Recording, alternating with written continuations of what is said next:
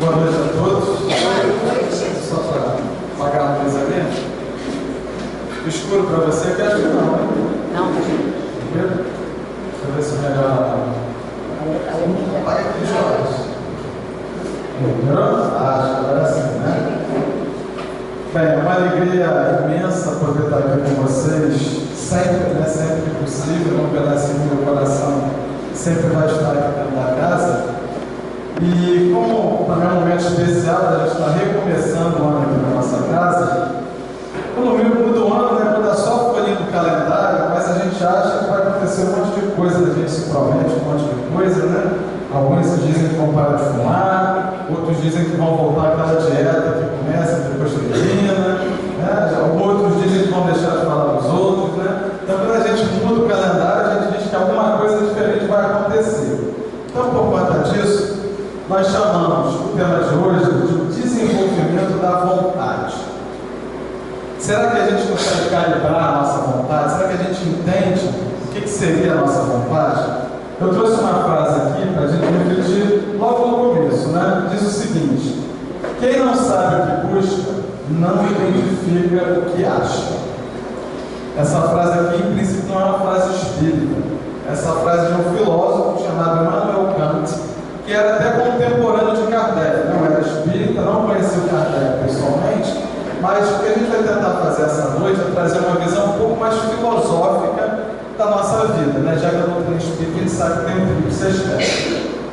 Pois bem, já que a gente vai tentar fazer uma abordagem um pouco mais filosófica, né? Refletir a respeito do sentido da vida, mas principalmente como a gente se coloca diante da vida, o que vem a ser filosofia, né? Filosofia vem do grego, ou seja, literalmente o amigo da sabedoria, o amor pelo saber. Saber aquilo que se vive, mas principalmente se conhecer e tentar entender qual o contexto que nós estamos e como a gente contribui para que esse contexto ocorra e seja de determinada maneira. E diz o seguinte: é o estudo de problemas fundamentais relacionados à existência, ao conhecimento, à verdade, aos valores morais, estéticos, à mente, à linguagem e por aí vai.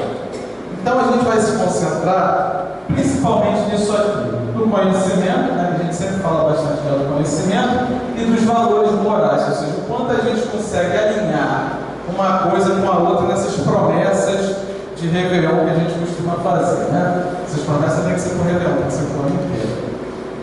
Então, seguindo, ao abordar esses problemas, a filosofia se distingue da mitologia, da religião, por sua ênfase em argumentos racionais. Isso também vai ser importante lá na frente. Por outro lado, diferencia-se das pesquisas científicas por geralmente não recorrer a procedimentos empíricos em suas investigações. Como ressaltamos, a doutrina espírita tem um tríplice aspecto: o científico também, o religioso também, mas a gente vai se atentar um pouco mais ao filosófico, a gente tentar se pensar diante da vida. E aí outra frase para a gente pensar que é o seguinte: isso aqui vai ser o pontapé inicial. Não importa o que sou, mas sim o que eu preciso ser. Não importa o que eu sou, é porque na verdade na maioria das situações eu não sou, eu estou. Se a gente acredita que é um espírito que evolui, está sempre no processo de mudança, nós estamos em determinada situação no momento. Mas principalmente, o que eu preciso ser? E aí algumas pessoas, quando começam a acreditar em encarnação, estão pensando assim: o que será que eu fui na última? Né? Algumas pessoas querem recorrer a terapias de vidas passadas e tudo mais, mas a questão é: será que eu preciso saber? Será que se eu fizer uma reflexão das minhas vontades, dos meus desejos, daquilo que eu quero para a minha vida, eu não começo a perceber qual é aquela minha linha de tendência, com o que eu me afinizo no meu dia a dia, nas minhas experiências? Ou seja, independente do passado, nós somos hoje o somatório de tudo aquilo que escolhemos. E acreditamos que essa aqui é a nossa melhor versão, né, já que o espírito evolui. A gente vai partir dessa versão para ver o quanto a gente se alinha, o quanto a gente está realmente disposto a fazer alguma mudança. Então, tratando um pouco dessa variação, dessa evolução do pensamento filosófico, a gente faz primeiro as premissas de Aristóteles, um dos primeiros filósofos lá do pensamento humano, que ele dizia o seguinte: ele falava sobre regiões precisavam estar de acordo com os princípios da natureza. Ele imaginava o seguinte: ó, o universo ele tem leis bem definidas e você tem que fazer aquilo que está de acordo com a sua natureza. Mas o que é a minha natureza? Será que eu conheço a minha natureza? Será que eu conheço aquilo que eu gosto de fazer? Por que eu faço determinadas coisas? É difícil entender, naquela época era mais difícil ainda, né? E ele dizia o seguinte: o universo ele é ordenado e finito. Ordenado com certeza. Existe a lei de Deus que rege a tudo e a todos, mas dentro da sua dificuldade de entendimento à época, ele achava que o universo era finito. Então, por aí a gente vai ver que ele já se equivocou em algumas conclusões. Os seres nascem para o papel definido. Isso aqui faz sentido. Ninguém veio a esse mundo à toa. Então ele começava a pensar: se eu estou aqui, isso tem que ter uma razão de ser, isso aqui tem que fazer sentido. A questão é: qual o sentido disso? Qual o meu papel dentro desse contexto? Aí já está melhorando. Ou seja, claro que o ser humano ele foi evoluindo no seu pensamento conforme ele foi tendo reflexões um pouco mais apuradas. E ele vai dizer o seguinte: a ética é fazer a natureza atingir o seu ápice. De certa forma, ele também estava meio certo. Por que meio certo? Porque ele dizia o seguinte: eu tenho que fazer aquilo que a natureza espera que eu faça. Se eu perceber que a natureza está relacionada à lei natural, e a lei natural é a lei de Deus, se eu conseguir realmente entender isso e me alinhar com isso, aí realmente eu estou fazendo a coisa certa, estou atingindo o meu propósito de estar no mundo, o meu propósito dessa encarnação. Mas também dizer o seguinte: se você fizer algo diferente da natureza, tudo na sua vida vai dar errado, porque você vai estar atrapalhando a natureza, aí ele começou a se equivocar. Porque isso nos traz um determinismo que a gente sabe que na prática não existe. Somos livres para fazer as nossas escolhas, mas precisamos entender o mundo e fazer com que as nossas escolhas sejam positivas no mundo. Então, pulando alguns séculos aí, esse é o princípio do pensamento filosófico humano lá na frente. Já que nós citamos o Kant aqui, eu trouxe algumas premissas dele também, né? Já é por volta do século XIX, né? Ele dizia o seguinte: não podemos saber com certeza como o mundo é em si. Só podemos saber como o mundo é para mim, e assim para todos os homens. Beleza, já melhorou um pouco. Eu consigo ter a minha percepção de mundo e aceito, dentro da minha ignorância, do limite do meu conhecimento, dizer que para mim isso é o que existe. Na medida em que eu ampliar isso, eu vou conseguir fazer com que o meu entendimento seja mais claro a respeito da vida e mais claro a respeito das leis de Deus.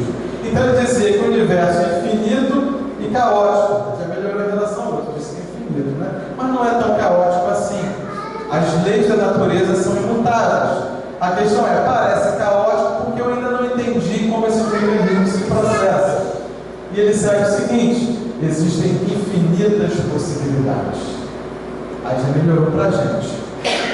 Ou seja, nós estamos aqui com uma programação espiritual para dar certo. Não é espírita não, tá? Mas a gente traz isso para a nossa vontade. Estamos aqui para dar certo. Existe uma programação, mas essa programação não está definida. O seu 2017 não está definido. Ele vai ser aquilo que você fizer dele. Então, podemos saber o que fazer independente do que se deseja. Então, como é que a gente junta essas duas coisas? Que aí sim a gente vai entrar um pouco mais a fundo no tema. Podemos saber o que fazer independente do que se deseja? Claro que sabe, né? A gente já saiu bastante daquela fase dos instintos. O ser humano já evoluiu bastante ao longo dos séculos, dos milênios, a ponto de dizer que somos um ser racional.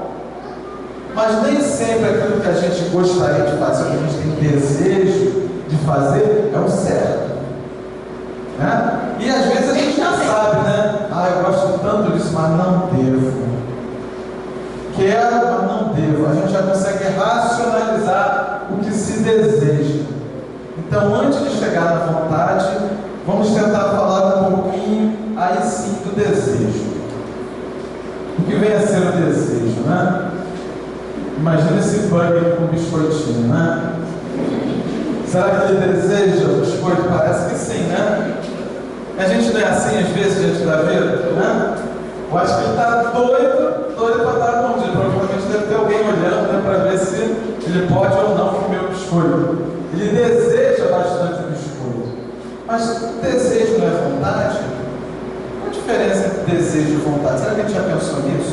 vez? Vamos falar então um pouquinho sobre desejo. Desejo é uma atenção em direção a um fim considerado pela pessoa que deseja como uma fonte de satisfação. Então, o que eu quero? Eu quero satisfação. Eu percebo que algo me falta e eu quero que esse algo me complete, que esse algo me traga algo que eu não tenho e se transforme em uma parte de mim e que isso me faça bem. Porque como eu estou, ainda não estou saciado. Desejo um algo mais. Continuando. Tradicionalmente, o desejo pressupõe carência, indigência. Um ser que não carecesse de nada, não desejaria nada. Seria um ser perfeito. Opa, então desejo é diferente de vontade. Então, um ser perfeito, ele não tem desejos. E a gente tem muitos, né? Sinal de que a gente não está no pacote do lado do perfeito, né? A gente está no lado dos outros. Então, o desejo faz parte daqueles que ainda estão no caminho, ainda não atingiram a perfeição, estão na sua busca, estão tentando melhorar, estão tentando calibrar aquilo que pode e o que não pode, né? Se esse fosse esse cachorrinho que fosse daqueles que prometeram a dieta 2017, será que ele poderia comer o biscoito? Não, mas ele deseja biscoito ardentemente. E trazendo isso para a nossa vida um pouco mais perto, e quando o amor é um desejo, será que a gente já pensou nisso? A gente fala tanto em amar o próximo, tem tanta dificuldade de tentar entender o amor, né? O amor é uma expressão tão vaga, ao mesmo tempo tão almejada. Será que a gente já pensou nisso? E aí a gente começa a avaliar o quanto a gente ama. Exemplo, né? Vamos pegar um exemplo assim. Quando você conhece alguém, gosta tanto de estar com aquela pessoa, que você pensa, rapaz, eu vou tentar namorar aquela pessoa, né? Minha esposa está lá no fundo, né? E aí você começa a namorar aquela pessoa, e essa pessoa é para casar, né? Eu acho que essa é para casar. Mas quando a gente pensa assim, o que será que a gente pensa assim? Ah, eu gosto tanto de estar com essa pessoa, que eu gostaria de passar mais tempo com ela. E eu entendo, ou pelo menos eu estou tentando entender, que se eu estiver com ela, eu serei mais feliz. E aí, por conta disso, eu quero casar com ela, né? Porque depende do consentimento dela. É muito diferente o que acontece com vocês? Ou será que vocês escolheram alguém para matar aquela pessoa? Eu quero fazer aquela pessoa feliz. O meu objetivo primordial é fazer. Eu só estou casando com ela porque eu quero fazê-la feliz. Será que esse é o primordial? Vamos ser sinceros, né? Lá na nossa reflexão, né? Não. E é duro admitir isso, né? Primeiro a gente pensou na gente, eu gosto de estar com ela, por isso eu quero estar com ela. É claro que se ela puder ser feliz junto comigo, legal, né? Mas ainda é uma forma de pensar a nossa emoção, o nosso sentimento. É claro que isso vai crescendo no relacionamento, por isso que a gente fala, né, que uma coisa é casar, outra é permanecer casado, né? São coisas distintas. Então só o tempo, só a vivência e experiência vão começar a perceber o quanto isso é realmente um amor e quanto isso é um desejo. Ou seja, o quanto eu quero que o outro seja feliz, independente da minha felicidade ou não. Para a gente pensar também. Então a saciedade não deveria estar condicionada a fatores externos a nós mesmos. Por exemplo, eu queria casar com ela, poderia ter dito um não na minha cara. E aí? Aí eu não estaria saciado. Tá bom, ela casou comigo, mas ela sabe que eu sou chato para casa de vez em quando, né? Então ela podia desistir, eu cansei de você, não dá mais. E aí? Então, se eu condiciono isso, se o meu amor é um amor desejo, eu estou sempre dependendo do outro para que eu seja feliz. É importante estar com o outro, mas será que se eu jogar toda a minha expectativa no outro, eu vou conseguir ser feliz? Eu devo sim fazer a outra pessoa feliz se eu me prontifiquei a isso. Mas se eu deixar que o meu desejo, a minha saciedade, a minha satisfação fique na mão do outro, eu estou condicionando isso ao outro. Vamos falar sobre isso lá na frente. Então, já que a gente falou de desejo, vamos falar um pouquinho então da vontade. Vontade é diferente. A vontade é o grande dínamo da vida. É por meio dela que pomos em ação nossos pensamentos.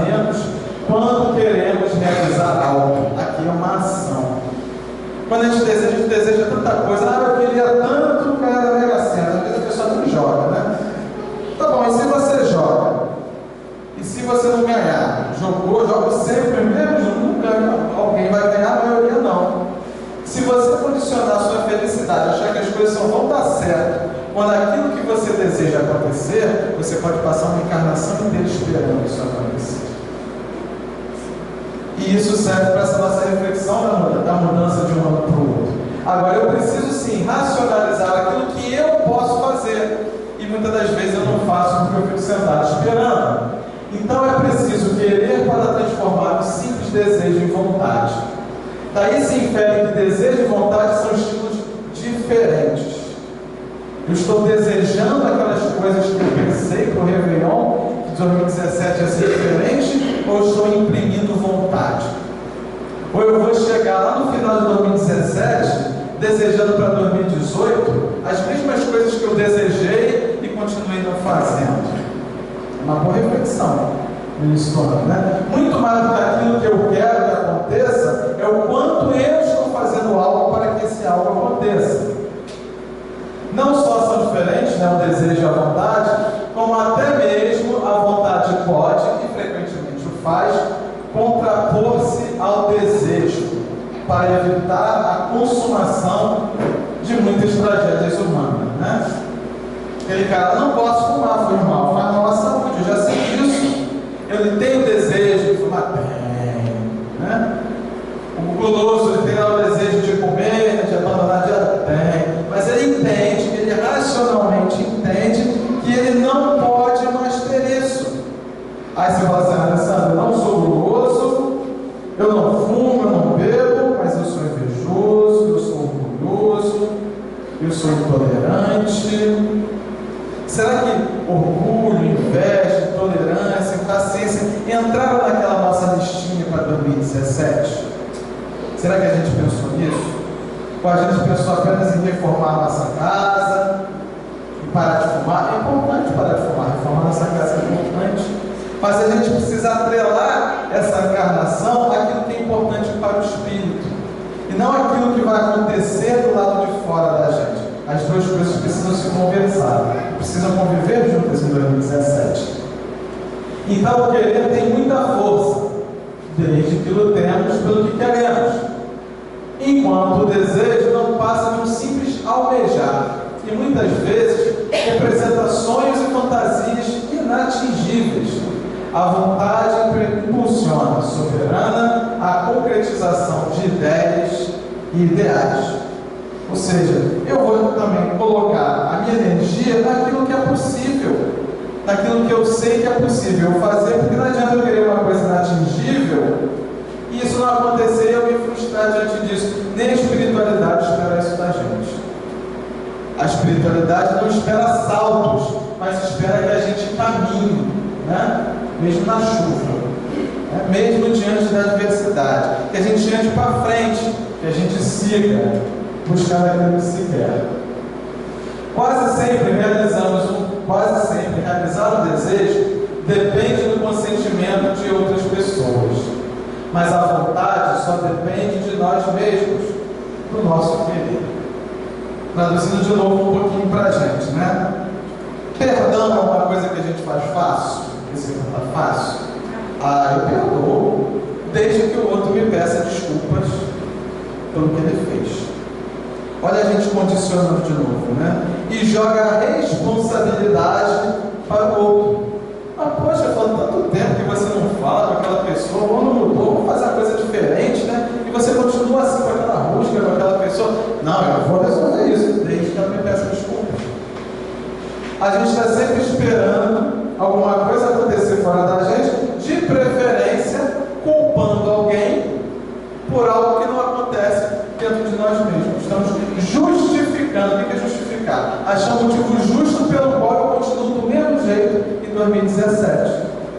Quando eu poderia fazer alguma coisa, eu poderia simplesmente trabalhar aquela relação com o outro e, mas ele é difícil, eu sei que ele é difícil, mas vamos tentar, né? Vamos ver se eu pego no trânsito. Mas ele é daquele jeito. Mas eu sei que ele é daquele jeito, sei que ele sofre, mas isso também me faz mal. Eu não quero sofrer. E para uma escolha que eu estou racionalizando para mim mesmo, eu não quero sofrer. Então, se ele quer continuar assim, que ele continue, é o livre-arbítrio dele. Mas eu quero algo diferente. Eu não quero sofrer. Então, quando a gente começa a comparar o desejo com a vontade, nós estamos dizendo que o desejo não é bom. O desejo também tem a sua importância, principalmente na fase em que vivemos, na fase evolutiva em que vivemos. Os instintos são muito importantes para que a gente use essa energia para fazer algo, mas esse algo tem que ser algo bom. Por isso a gente precisa canalizar isso.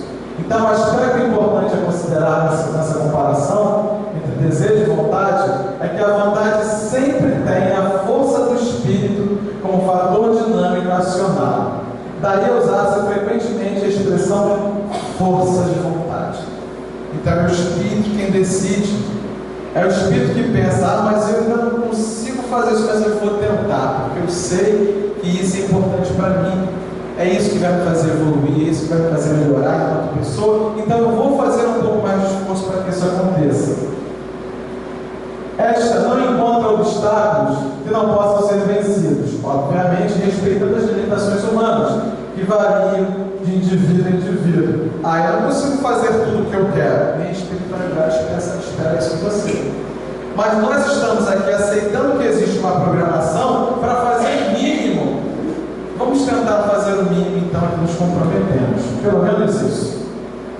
A força da vontade tem o poder de controlar, de intervir e subjugar todos os atos de fraqueza e as próprias paixões que venham a cometer a criatura, freando seus ímpetos e desejos inferiores e intemperados, que muitas vezes a atingem de forma inconsciente ou intuído pelos espíritos inferiores. Quando a gente foca em algo que a gente não para e pensa, será que é assim que eu devo agir? Será que eu me deixo levar pela emoção? Acontece aquela portinha aberta, aquelas brechas para aquilo que a gente conhece no meio espírita como obsessão. Não estamos livres da obsessão porque a gente não está livre ainda daquelas paixões que ainda nos prendem aos desejos de 2016. Se a gente fizer um 2017 melhor, a gente vai estar muito suscetível a isso. A atuação firme da vontade, nesse caso, é imprescindível para se contrapor e vencer dominadoramente e de forma consciente tais desejos malsãos, né? Então, como é que a gente identifica o desejo? Né? Quais são as características do desejo? Né? Isso aqui é ruim? Não é necessariamente ruim, né? A gente olha uma imagem dessa, a gente fica meio assim, nossa, né? Isso aqui não é necessariamente ruim. A forma é como a gente conduz a nossa emoção. Vamos lá. Então, o desejo provém de estímulos dos sentidos e da emoção. O que mais? Satisfaz caprichos e fantasias. O que mais? Prevalecem as forças do instinto. Lembrando que o instinto ainda é importante, mas não devo me deixar dominar por eles. É tênue e indireto. Certas vezes depende do consentimento de outras criaturas, né? Geralmente a gente deseja aquilo que a gente não tem. A grama do vizinho sempre é mais verde, né? Tem aquela frase que o pessoal fala, né? Isso é o exemplo típico do nosso egoísmo, do nosso orgulho. Ou seja, enquanto eu estiver deixando que o outro decida o que é bom para mim, se a grama, eu vou fazer com que a grama dele seja melhor para mim, eu continuo perdido, né? Utiliza artifícios e artimanhas, né? Por isso é a porta aberta para a obsessão, né? Leva aos vícios de conduta.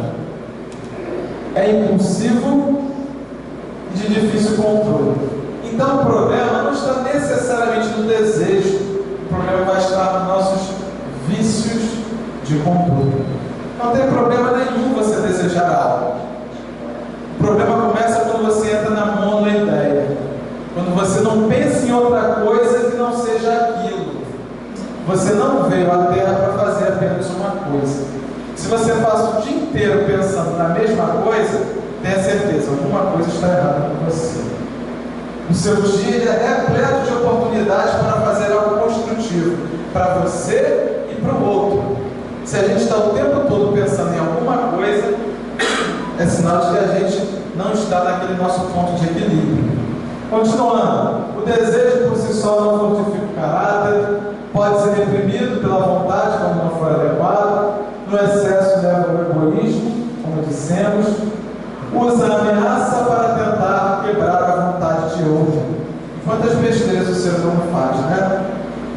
deu exemplo aqui do casamento, né? Tem gente que fala assim, não, eu não aceito que você se separe de mim, não. Porque nós estamos casados para que você me faça feliz. Olha que ideia deturpada, né? E quantas vezes a gente vê na televisão, né? Várias vezes pega uma arma, mata a esposa, mata a família, e faz um bando de comprometimentos que vão ficar não só para essa encarnação, mas por algumas encarnações. E quantas vezes o nosso desejo impulsivo, não equilibrado, não racionalizado, faz com que a gente, no uso do nosso livre-arbítrio, gere comprometimentos que não vamos conseguir resolver nessa. E além de não fazer aquilo que a gente se propôs aqui, da joga um pacotinho para a próxima, né? No sexo, convence através da sedução ou da força. É aleatório, inconstante, variável. É quase sempre imediatista. Isso me traz um outro problema, né? Que às vezes, por aqui, cachorrinho lá com o biscoitinho dele, né? Vai lá e come o biscoitinho. Ele ficou feliz no momento que comeu o biscoitinho? Ficou. E depois que ele conseguiu o biscoitinho? Ele começa a pensar em outra coisa. E a gente é assim. O que a gente faz? Eu queria tanto ter tal coisa, às vezes você consegue. E aí? O cara, eu quero aquele telefone da moda, o iPhone 7, 8, 9. Aí você compra o iPhone, né? Aí você sai da loja, né? Fica lendo manual, aprende a usar. Quando você chega em casa, tem a propaganda do 17. Né? Aí você fala assim: eu não quero fazer isso agora, eu quero aquele outro. É isso que a sociedade faz com a gente? Empurra a gente para consumir aquilo que é da moda. Então, isso faz com que a gente vive fazendo o quê? Um ciclo do nosso desejo.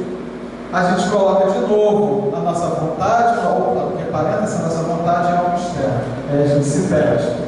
Já que a gente falou da vontade, quais são então as premissas da vontade? Fortalecendo a vontade. Provém do pensamento e da razão daquilo que precisa ser. Precisa se realizar. Ou seja, não adianta ficar na vontade. Ficar na vontade não resolve nada. A gente precisa de ação. Satisfaz necessidades na luta pela vida. Esse mundo aqui não é fácil não, gente. Tem que ter força de vontade para as coisas acontecerem. Prevalece os esforços da razão e da lógica, é firme e direto. Isso leva um pouquinho como a espiritualidade age com a gente. Lembra que a gente falou que eles não agem mais com desejo, eles agem com vontade? Eles têm vontade e esperam, acreditam que nessa encarnação a gente vai fazer diferente. Então não adianta a gente fazer nossas preces, por mais que a gente faça, né? Pedindo a espiritualidade aquelas coisas que a gente deseja. Porque a gente vai ter aquilo que a gente precisa. Até aquela frase que diz, né? Cuidado com o que pede, você pode conseguir, né? Só que não necessariamente vem do jeito que eu imaginava. Vem do jeito que eu preciso. E é assim que eles trabalham. Eles não estão preparando a nossa reencarnação, estão do nosso lado para satisfazer aquilo que a gente quer.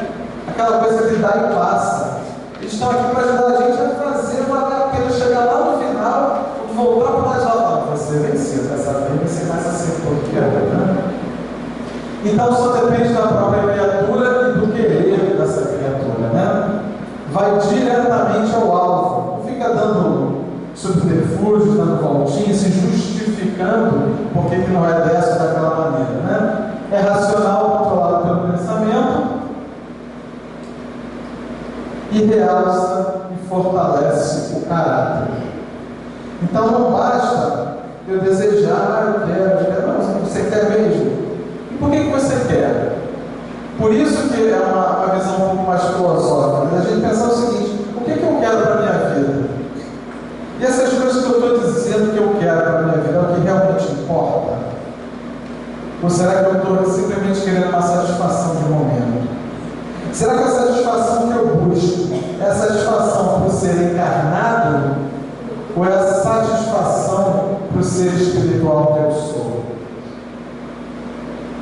Às vezes a gente confunde um pouco essas duas coisas quando a gente não para pensar que nós sempre seremos um espírito imortal. Então exige força e luta para vencer, pode sobrepor-se ao desejo, freando quando necessário, leva à ponderação e à moderação, impõe-se pela autoridade moral da criatura. Por isso, quando a gente consegue elevar o nosso padrão, a gente naturalmente fica menos refém dos processos obsessivos porque eles trabalham os nossos desejos, eles trabalham as nossas brechas. Quando você consegue ter uma conduta reta, um pensamento firme, um pensamento reto, não tem brecha que faça com que eles entrem. Existe parceria e reciprocidade para realizar-se. A espiritualidade que nos ajuda, que nos orienta, quer que a gente faça o certo, mas eles não vão fazer pela gente, a gente precisa ajudar. É sempre aferida pela razão, pelo bom senso e pela consciência de si mesmo. Então eu preciso me conhecer. Eu preciso não ficar me lamentando ou tentar esconder para mim mesmo que eu não desejo agora, eu tenho desejos que são impuros, né? Se você não tentar entender o que te leva a levar a vida dessa forma, você vai continuar com os desejos. Não adianta fingir que eles não existem, eles precisam ser trabalhados dentro da gente. Então, isso é uma questão de persistência que exige paciência.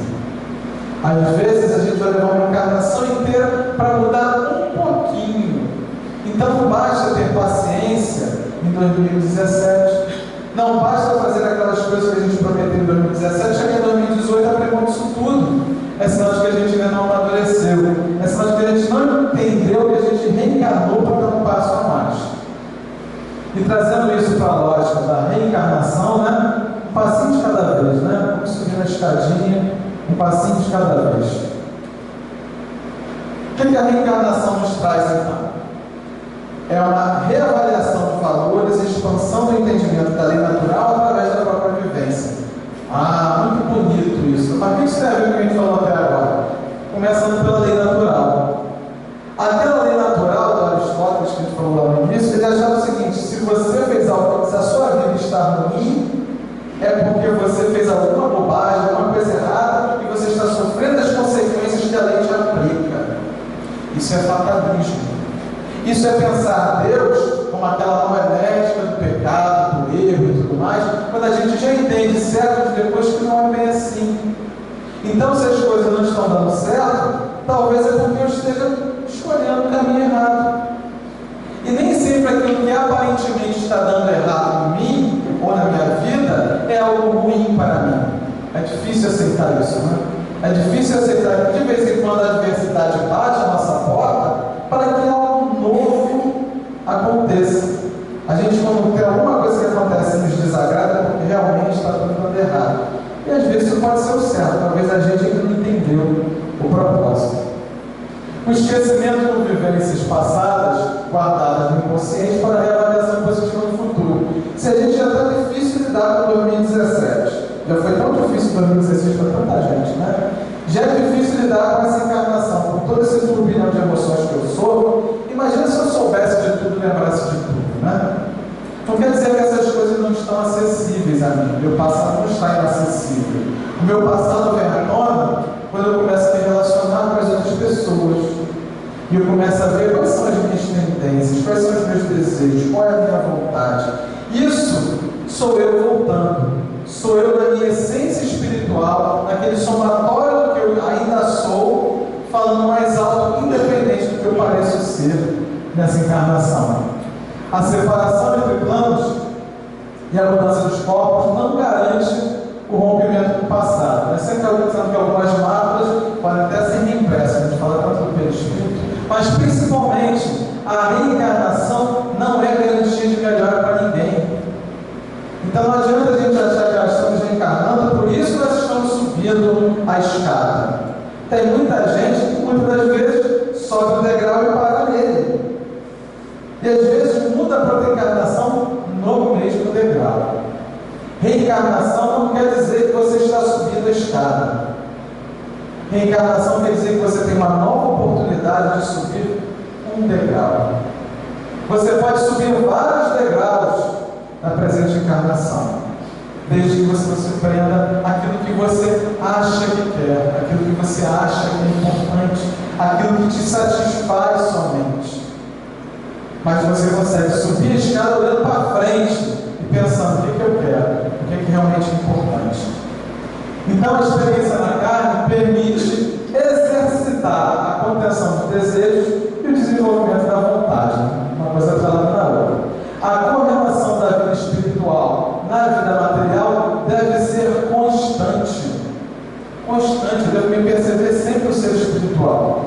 Então, ter sucesso não significa que eu fui promovido, então eu sou uma pessoa de sucesso. Eu sou famoso, então eu sou uma pessoa de sucesso. Eu sou bonito, então isso é sucesso. Tudo isso é externo. Tudo isso faz parte de um contexto que pode ou não ser você, pode ou não estar atrelado a você. Num campeonato uma pessoa vence. Será então que Deus gosta só daquele que vence e não gosta dos demais? Ou será que a experiência de estar em cada posição tem a sua riqueza para que tenha o seu aprendizado? As suas experiências são suas. A sua programação espiritual de estar aqui novamente é sua. Não existe garantia de felicidade. Existe uma proposta de felicidade. Então, pensando um pouquinho, felicidade e boa vontade, boa vontade, não é a vontade de qualquer, a vontade de fazer algo bom, fazer algo construtivo. O que tem uma coisa a ver com a outra? A busca instintiva pressupõe mais prazer e menos dor.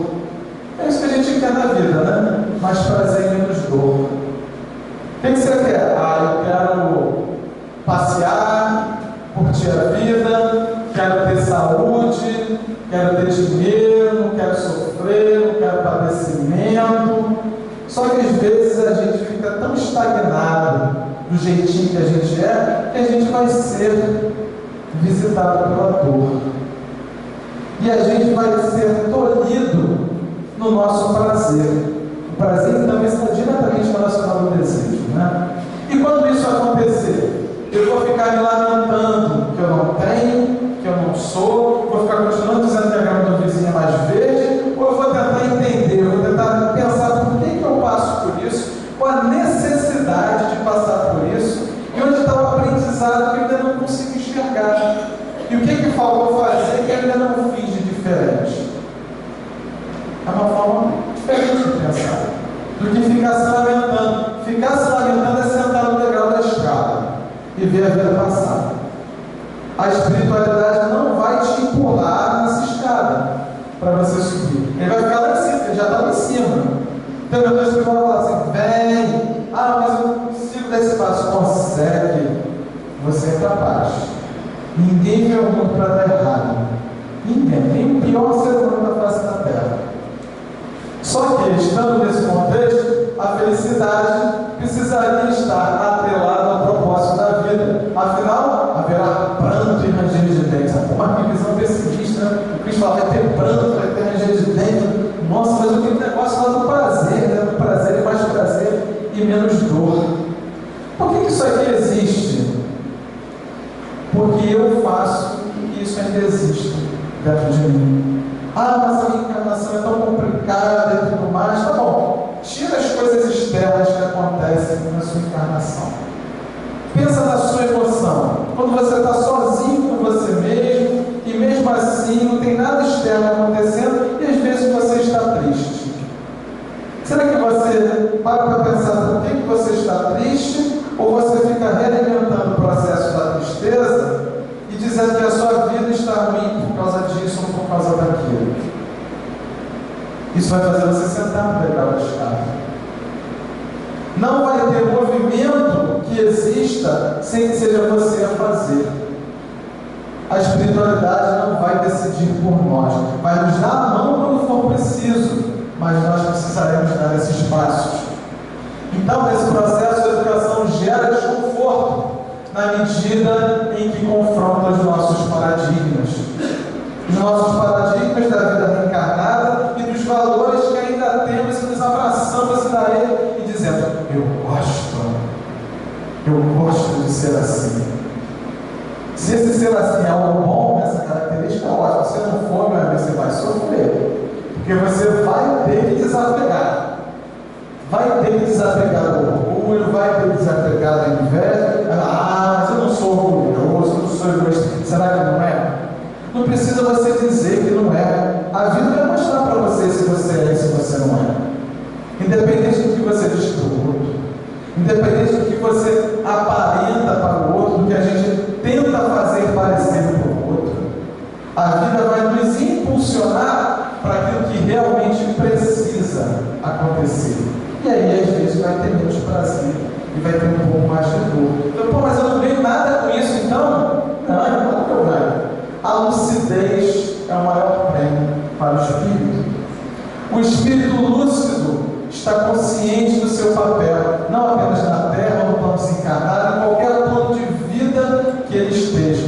O espírito lúcido, ele está alinhado com a lei natural. O espírito lúcido é capaz de dizer: eu sou como o Pai, eu estou alinhado com aquilo que precisa ser feito e eu faço. Mesmo quando eu tenho desejo de não fazer, eu uso a minha vontade e eu faço. Eu faço acontecer porque eu sei que esse é o caminho que eu preciso. Ah, mas o desejo. Não, o desejo existe. Vamos trabalhar esse desejo, mas vamos andar para frente. Não vamos ser reféns dele. Não adianta a gente achar que ele não existe, botar a poeira debaixo do tapete. Precisa acontecer, mas eu sou capaz de buscar essa lucidez. Essa lucidez só vai acontecer se eu olhar para dentro de mim. Se eu perceber que eu sou desse ou daquele jeito. Se eu ficar mentindo para mim mesmo, eu posso mentir para os outros, às vezes a gente tenta mentir para a gente mesmo. Se eu ficar mentindo para mim mesmo, eu não vou conseguir essa lucidez. Eu preciso dizer assim: eu tenho essa dificuldade, motivo pelo qual eu vou tentar trabalhar com ela. Eu vou tentar me libertar dela. Como eu posso me libertar de algo que eu nem reconheço que existe dentro de mim? Eu preciso reconhecer primeiro.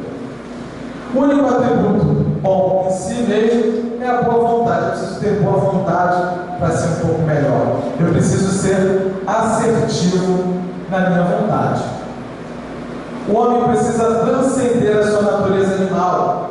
Já saímos daquela fase do instinto. O instinto tem o seu valor, mas já estamos na fase da racionalidade. Podemos um pouco mais. A vontade como uso da razão para viver um pouco melhor, né? É difícil, sabe? Para a gente falar assim: ah, mas ser espírito é tão difícil, diz que eu sou responsável por tudo aquilo que eu faço. Se eu faço outras coisas é porque eu fiz alguma coisa que eu preciso acertar. Não, isso mesmo, cara. Vamos lá, cara. Vida para frente, é contigo mesmo. Que bom que é contigo mesmo, né? Que se fosse com o outro, você esperar a boa vontade do outro e fazer algo para que a sua vida fosse melhor. O lado bom disso tudo é que diz que tudo isso está nas nossas mãos. Então depende de mim. É muito melhor depender de mim do que depender do outro, e aí eu tenho que depender da boa vontade do outro. O desejo, naturalmente, é o que o corpo pede, e a vontade é o que você delibera. É aquilo que você diz que vai acontecer. Não é aquilo que você deseja para 2017, que as coisas aconteçam, que o país melhore. O país é o somatório das pessoas que o habitam. O país é o somatório. Eu não quero que tenha corrupção, então eu não posso ser corrupto. Eu quero que as pessoas vivam em harmonia, então eu vou viver em harmonia dentro da minha casa, dentro da minha família, dentro do meu vizinho, com o trabalho. Eu vou me propor a isso. Se eu não me propuser a isso, como é que eu posso esperar que o outro faça a parte dele se eu não faço a minha? A gente cobra, né? A gente sempre espera do outro e nem sempre a gente quer fazer. E aí, por conta disso, a gente leva aquela velha frase também, né? Tudo me é lícito, mas nem tudo me convém. Quando a gente chega a perceber isso, a gente assume de maneira desprendida que a gente ainda tem essa vontade, esse desejo de fazer outra. Tá bom, mas não vale a pena. Não vale a pena. Eu estou disposto a me desapegar daquilo que não vale a pena? Não sei, né? Mas eu preciso de ajuda. E ajuda existe. Sempre haverá orientação espiritual. Algumas vezes dessa imagem, né? Uma imagem bastante bonita, né? É bom saber que a gente sempre vai poder contar com alguém. Mas ao mesmo tempo a gente não pode ficar sempre esperando que alguém nos ajude. Nós fomos criados para a felicidade, mas também para fazer os outros felizes. Um dia precisamos estar nesse mesmo estágio e precisamos estar disponíveis para fazer a mesma coisa que alguém faz e sempre fez pela gente. Somos tutelados por outros que já readequaram a sua vontade e também nos conhecem de experiências passadas, né? Às vezes a gente faz as nossas besteiras, fica até com vergonha de fazer prece, né? Aí fala assim: vou conversar com o meu mentor, eu estou puxando de olho. Gente, se a gente acha, está preocupado, né, com o que a gente fez, o que ele vai achar, e eu disse que essa aqui é a nossa melhor versão, eles lembram de coisas muito piores do que a gente já fez. E mesmo assim acreditam na gente. Por que a gente não vai acreditar então? E eles são são seres que já passaram por isso tudo e reconhecem que nós estamos no caminho. Mas o caminho pressupõe que você possa assumir a estrada. Faça acontecer. Eles não atuam sem propósito construtivo e nem perdem tempo com objetivos perecíveis e transitórios. Então, eles não estão nem aí para o seu desejo. Desista de pedir para ganhar na Mega Sena. Se tiver que ser, pode acontecer. Tem gente que joga também, né? Desista de pedir para parar de fumar e continuar comprando o máximo de cigarro. Desista de pedir para emagrecer se você ainda continua assaltando a geladeira. Não adianta. O nosso livre-arbítrio sempre será preservado, porque esse é o objetivo. O objetivo é que a gente tenha consciência disso. Respeito ao nosso livre-arbítrio e nos aguarda com paciência, da paciência lá atrás, sem capacidade de transgredir a lei natural. Nem eles transgridem a lei, nem eles transgridem. Por conta disso, apesar dos pesares, a oração e a vigilância são essenciais para perenizar a boa sintonia. Quando a gente está mal, a gente está depressivo, a gente fica triste e tudo mais, esse é o momento mais importante de fazer prece. Porque é nessa hora que a gente precisa buscar a sintonia. Eu me sinto tão mal, será que ele me abandonou? Não, às vezes está do teu lado gritando, estou aqui. E a gente não presta atenção. Então essa oração é muito mais importante para a gente buscar essa sintonia do que para que ele se aproxime de nós. É para a gente fazer acontecer. E falando então do livre-arbítrio, já que ele é a chave para isso tudo, pensemos o seguinte: o crescimento é um processo doloroso, onde o homem precisa transcender sua natureza animal, como dissemos, e a gente deve agir, acima de tudo agir. Aí tem diferença entre agir por dever e segundo o dever. Será que a gente já pensou nisso? Eu faço as coisas porque existe uma lei que vai me punir se eu fizer algo diferente? Ou será que eu faço porque eu estou convicto? Aí eu volto naquelas coisas: eu não quero um país corrupto. Será que eu não sou corrupto no meu pequeno exercício do dia a dia? Será que eu não transgrido não apenas as leis do homem, mas as leis morais? Porque mesmo as leis do homem são perecíveis. As leis civis são adequadas ao momento da humanidade daquela sociedade, e mesmo essas vão mudar, vão evoluir. Mas as leis morais são muito mais importantes do que as próprias leis civis. Eu não faço nada ilegal. Não faço. Mas também não faço nada construtivo para o outro. É ilegal quando você faz um curso na casa espírita? Não, tem boa vontade, É ilegal quando eu faço parte do trabalho social? Não é ilegal, mas precisa ter boa vontade. Eu preciso querer fazer um movimento, nada disso é ilegal. A gente pode fazer, só que a gente não faz, Reconhece-se o verdadeiro espírita pela sua transformação moral, que eu posso fazer as suas mais inclinações. Ou frase já manjada, Mas pense o seguinte: quais são as minhas inclinações? O lado bom disso é que eu posso ser espírito. Isso aqui não é uma frase para seres perfeitos. Opa, então deve servir para mim, eu sou imperfeito. Mas não adianta a gente decorar essa frase e achar isso bonito. É bonito pra caramba. E não adianta ser espírita e não manter as mais inclinações. Ou pelo menos não promover o esforço mínimo que a espiritualidade pede para a gente para que isso efetivamente aconteça. Então a expansão do livre-arbítrio está diretamente relacionada ao conhecimento da lei natural e ao que fazemos dela. Podemos fazer tudo? Não, estamos num momento tolhido, estamos reencarnados. Então dizer que a gente é livre para fazer tudo é mentira. Nós somos livres para decidir enquanto nessa encarnação aqui estamos, porque precisamos estar tolhidos nesse pacotinho até para poder conter aquelas nossas más tendências. Então, a liberdade aumenta quando aumenta a minha consciência e o meu alinhamento com essa lei natural. Então, eu não sou perfeito, mas eu sou perfectível, eu sou capaz de atingir esse momento. Então, nós fomos criados para dar certo. Caso contrário, Deus teria falido. Pense no pior ser humano da face da Terra. Ele também foi criado para dar certo, ele está no momento dele. Com todas as dificuldades, mas ele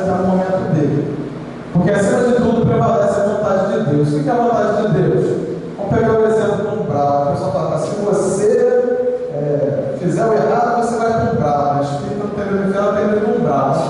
Umbral é ditadura, uma democracia. Deus criou aquele lugar para ver se o pessoal pega no trampo, né? É uma criação nossa. A gente tem tanto medo de umbral, né? Mas umbral é uma criação nossa. É uma criação que está permitida dentro da lei, baseada nas escolhas daqueles que habitam aquele ser. Não se preocupe com umbral, se preocupe em fazer a coisa certa. Dentro da visão da metafísica, né, que a filosofia pensa no seguinte: o que vem depois? Né? A metafísica é a disciplina fundamental da filosofia que pensa no que vem depois. Será que eu penso no depois, mas associado com o que eu faço hoje? Então vamos ver como mudou o pensamento humano. Pensamos em Aristóteles e chegamos lá no Kant. Né? No meio do caminho, o pensamento humano foi mudando. Ó. Com referências de Platão, Santo Agostinho, no século IV, afirmou que a vontade de Deus é a razão de todas as coisas. Experimentou os valores do mundo, mas também incentivou uma reflexão constante sobre a reforma íntima. Santo Agostinho foi o ser do mundo. Tropeçou também na sua encarnação, fez lá as suas besteiras, mas chegou um momento: rapaz, isso aqui não me preenche nada. E resolveu fazer uma diferença. Esse é aquele cara que pede para você fazer aquela reflexão de como é que foi seu dia, como foram os seus atos e tudo mais. Outro também influenciado, profundamente influenciado por Aristóteles, São Tomás de Aquino, alguns séculos depois de Agostinho, sustenta que nada está na inteligência que não tenha estado antes dos sentidos, razão pela qual não podemos ter de Deus imediatamente uma ideia clara e distinta. Então Deus será sempre uma busca para cada um de nós, onde a gente vai conseguir fazer com que a nossa inteligência transcenda aqueles nossos instintos básicos e estaremos continuando na busca com a própria filosofia que se está. Então Kant, já no século XIX, disse o seguinte: ao contrário, ele afirmou que a razão é o padrão do julgamento de todas as coisas, tornando o homem a medida final de todas essas coisas, sendo ele mesmo o homem o determinador da verdade. Por isso, a gente já chegando no final aqui, né, a gente fala o seguinte: né, buscar a verdade e a verdade nos libertará. A verdade não é aquilo que eu desejo, a verdade não é a minha visão do mundo, a verdade é o que é. A verdade é aquilo que está alinhado com a lei natural, com a lei de Deus, aquilo que precisa ser. Então, buscar a verdade é fazer essa busca para mim mesmo, a busca daquilo que eu sou, ou melhor, daquilo que eu pretendo ser. Então, que a gente possa, nesse finalzinho, pensar nisso tudo que a gente falou e refletir o que eu pensei para o meu 2017, lá no Réveillon, quando eu estava estourado champanhe, né? Será que eu desejei coisas que eu realmente preciso para 2017? Será que eu esqueci alguma coisa que talvez seja importante, que mesmo não estando no meu pacotinho de Réveillon, vai ser preciso me dar ao longo de 2017? Que a gente possa chegar em 2017, lá no finalzinho, 31 de dezembro, e não estar fazendo os mesmos pedidos.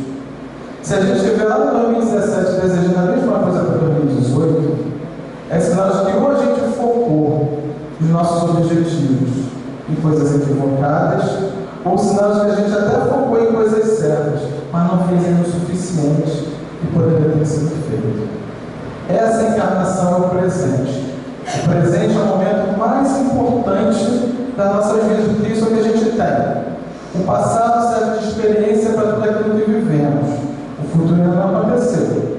Mas eu tenho que então usar tudo isso que eu vivi para que o futuro seja melhor no presente. Sempre no presente. Terminando aqui com uma frase do Kant, falando tanto dele: você é livre no momento em que não busca fora de si mesmo alguém para resolver os seus próprios problemas. Nós somos capazes, desde que a gente tenha a vontade suficiente para sermos um pouco melhores em 2017. Muito obrigado e boa noite.